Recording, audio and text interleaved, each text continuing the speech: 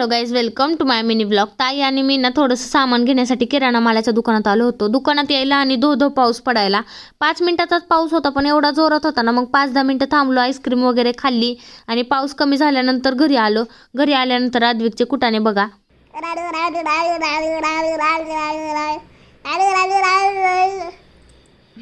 केस केस कुठे गेली?